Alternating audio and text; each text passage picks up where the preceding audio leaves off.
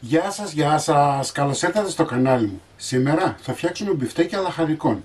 Είναι πανεύκολα και πεντανόστιμα. Μην ξεχνάτε να κάνετε κοινοποίηση στα βίντεό μας, να κάνετε γραφούλα στο κανάλι μας. Οτιδήποτε χρειάζεται μπορείτε να έρθετε στην ομάδα μας Μαγειρικές Απολαύσεις στο Facebook και πάμε τώρα να σας δείξω τη συνταγή, την εκτέλεση και τα υλικά. Θα χρειαστούμε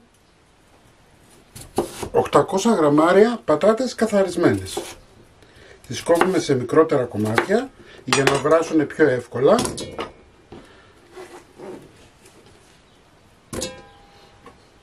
4 κολοκύθια, τα βάλαμε μόλις μέσα.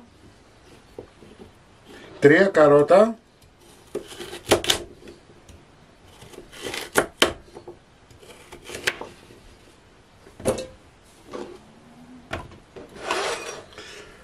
800 γραμμάρια πατάτες καθαρισμένες, 4 κολοκύθια, 3 καρότα, βάζουμε καυτό νερό.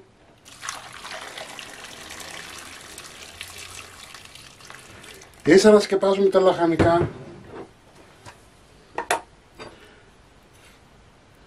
Μία κουταλιά τη σούπα σαλάτι. Και πάμε για βράσιμο 25 λεπτά να μαλακώσουν πολύ καλά τα λαχανικά μας.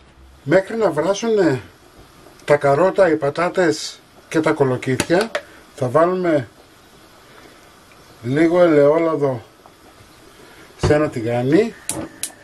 Ανάβουμε τη φωτιά, θα βάλουμε ένα κρεμμύδι ξερό, 2 πεπεριές φλωρίνης γλυκές,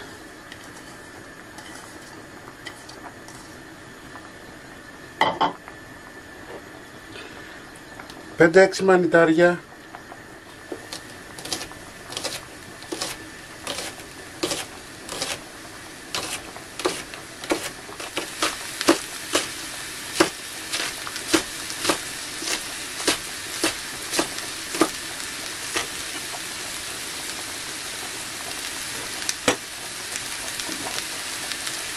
τρία φρέσκα κρεμμυδάκια. Αφήνουμε να μαραθούν πάρα πολύ καλά.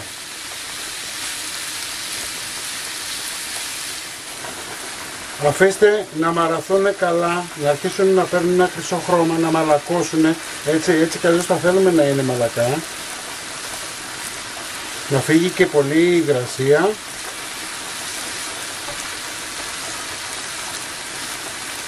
Λοιπόν, μόλις ακούσετε αυτόν τον ήχο, δηλαδή ότι αρχίζουν να τσιγαρίζονται, είμαστε έτοιμοι.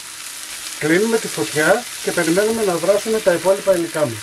Τα λαχανικά μας έχουν βράσει, θα τα μεταφέρουμε σε ένα μπολ.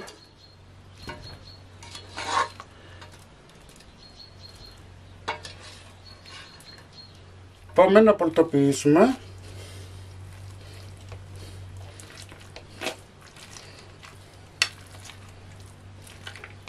Και εφόσον έχουμε πολτοποιήσει θα βάλουμε μέσα τα υπόλοιπα λαχανικά. Δεν θα βάλετε λάδι άλλο, το λάδι που είχαμε βάλει για τα λαχανικά φτάνει. Έτσι, την πατάτα, το κολοκύθι και το καρότο μπορείτε να το αλέσετε και στο μούλτι, δηλαδή να μην κάθεστε να παιδεύεστε με το μηχάνημα. Ωραία.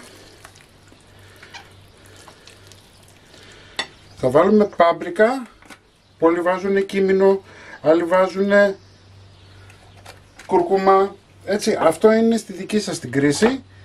Εγώ έβαλα λίγη πάμπρικα, θα βάλω λίγο θυμάρι,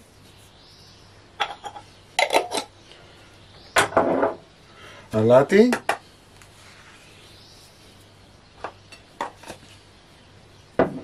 πιπέρι,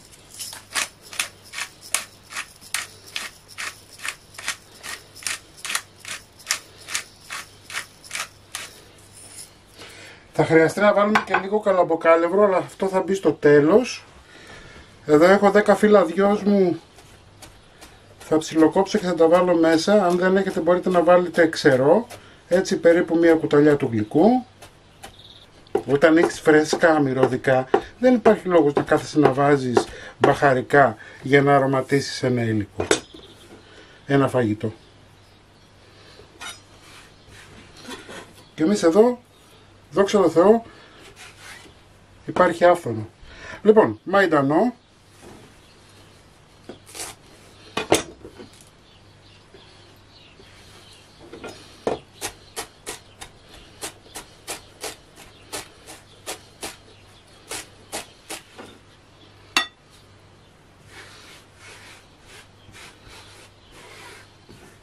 Και αφού βάλαμε και τα μυρωδικά μας όλα, ανακατεύουμε.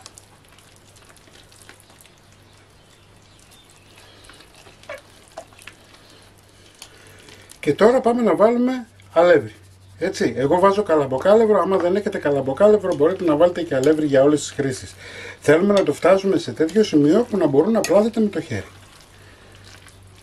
Ενδεικτικά θα σας πω περίπου πόσα γραμμάρια έβαλα, γιατί από συνταγή σε συνταγή διαφέρει. Εντάξει, άλλα τα υγρά που έχει εδώ πέρα μέσα το δικό μου φαγητό και άλλα αυτά που θα έχετε εσείς το δικό σας φαγητό.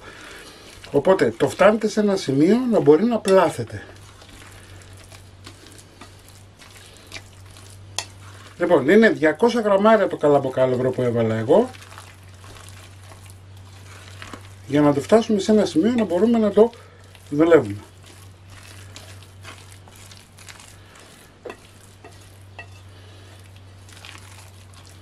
Ωραία. Αφήνουμε τώρα λιγάκι να μείνει, να σταθεροποιηθεί λιγάκι, να κρυώσει για να μπορέσει να σφίξει και συνεχίζουμε. Ανάβετε το φούρνο στους 180 βαθμούς αντιστάσεις.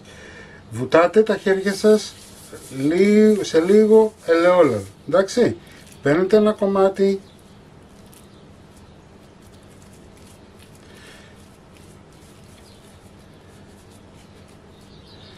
πλάθετε μπιφτέκι και το ακουμπάτε σε λαδόκολλα. Όποτε βλέπετε ότι πάει να κολλήσει λίγο στα χέρια σας το μείγμα, βάζετε λίγο λάδι. Λοιπόν, φτιάξαμε τα μπιφτέκια μας. Θα πάρετε τώρα μία κουταλιά λαδάκι, ελαιόλαδο. Θα βάλετε από πάνω και θα ψήσετε μέχρι να πάρουν ένα ωραίο χρυσό χρώμα στους 180 βαθμούς αντιστάσεις. Μπορείτε να ψήσετε και αέρα 170 βαθμούς. Εντάξει. Λοιπόν, πάμε για ψήσιμο. Τα μπιφτέκια μας είναι έτοιμα. Είναι πεντανόστιμα. Δοκίμασα. Να τα φτιάξετε. Είναι νηστίσιμα. Μην ξεχνάτε να κάνετε κοινοποίησεις στα βίντεο μας, να κάνετε γραφούλα στο κανάλι μας. Οτιδήποτε χρειάζεστε μπορείτε να έρθετε στην ομάδα μας μαγειρικές απολαύσεις στο Facebook. Και εμείς θα τα ξαναπούμε πάλι με ένα επόμενο βίντεο. Γεια και χαρά σας!